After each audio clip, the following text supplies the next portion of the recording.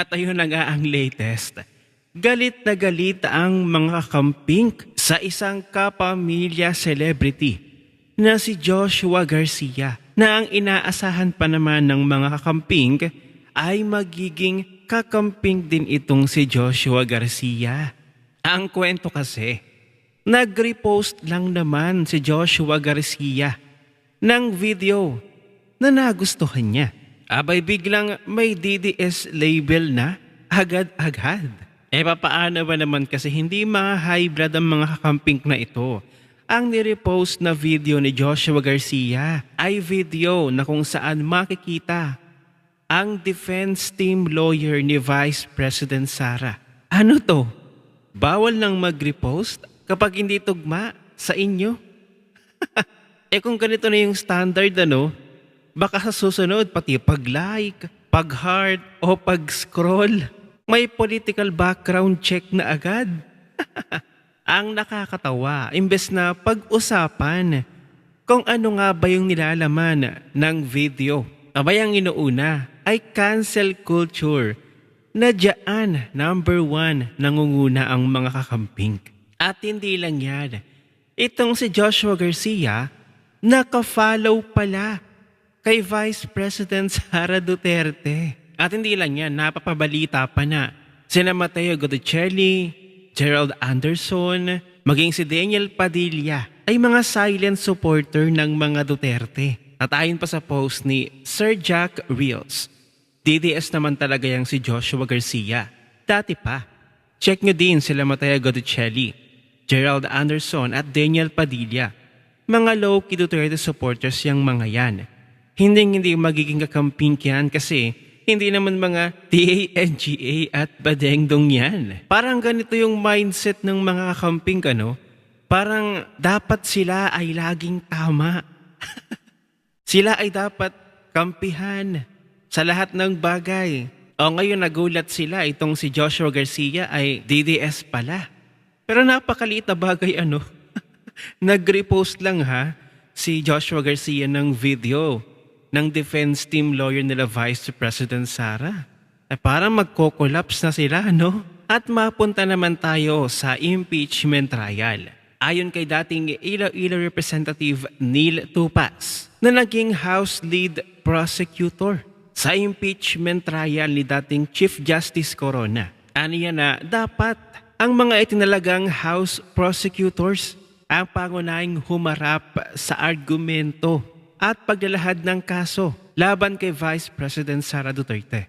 Kasi nung karanasan ni Neil Tupas, noong si Senate President Juan Ponce Enrile pa, nagpa siya ito na hindi maaaring manguna sa argumento ang mga private prosecutors sa impeachment court. Kasi ang papel lamang ng private prosecutors noon ay tumulong sa paghawak ng direct examination, cross-examination, at redirect examination ng mga testigo.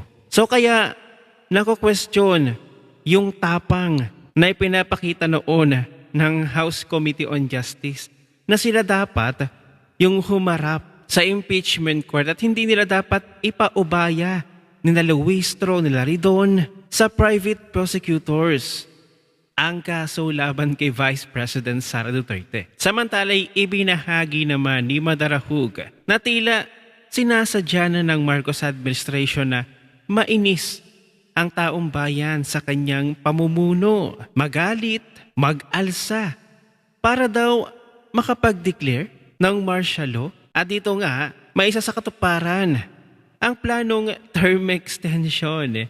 Heto, panoorin natin. Sa tingin ko, ginagalit lang ni Marcos yung mga tao. Yung bang talagang klarong-klarong inililihis yung mga investigasyon, sinasadyang tumpukin yung mga kalaban, parang nangiinis lang talaga. Alam mo yun? Yung parang magalit kayo kung magalit. Kami may hawak ng posisyon, kaya wala kayong magagawa. Di ba? Parang gano'n ang datingan. Parang what are we in power for? Yes. Pero makapangyarihan.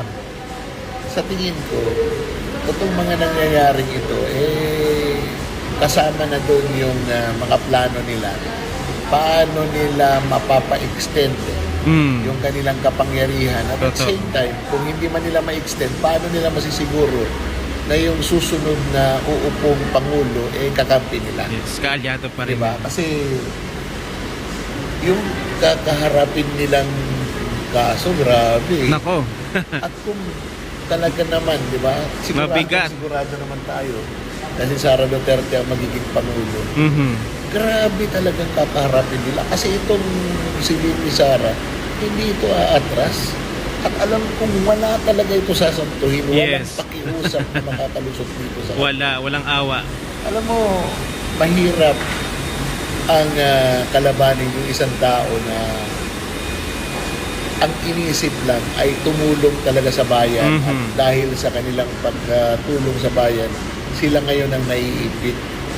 Yung bang pinersonal sila dahil sa kanilang pagnanais na mabago ang Pilipinas, yun talaga yung matindi na galit na dapat abangan natin. Kasi pag maupo si VP Sara, ako, I will agree. Bumawi talaga siya hanggat gusto niya. Ipakulong niya lahat ng mga Oo. yan. Nang Lintik lang, walang magkaalaman ganti. na talaga kung magkano ang nanakaw sa pera ng taong bayan. Mhm. Dahil hanggang ngayon, nanguhula pa lang tayo. Ang daming pondo at tinarantado Binulsa. administrasyon na ito. Mhm. Tapos, ang iniimbestigahan yung mga kalaban lang ito. Sayang ang bayo. Totoo yun, ano. Kung sino pa yung mga maiingay na siyang bumoboses lang naman para sa karapatan ng mga Pilipino. Dahil ang mga Pilipino naman ay pera din naman nila yun galing sa buwis, sa tax na pinaghirapan din ng bawat Pilipino. Ang bawat pondo na yan na kanilang ibinulsa ay limpak-limpak na salapi na sana'y napakinabangan ng mga Pilipino. Lalong-lalo na no, sa flood control na yan. Na hanggang ngayon, Diyos ko po, matatapos na yung termino ng Marcos administration, wala pa rin napapanagot. Ayun, si Diskaya, nahuli tapos nakapag-bail 1 million pesos. Tama ba yung yung pagkakaalam ko? 1 million ba yung piyansa? Correct me ha if I'm wrong. Pero yung mga malalaking sangkot sa administrasyon na ito, lalo na yung sila Zaldico, sila Romualdez, ay hindi pa nakukulong.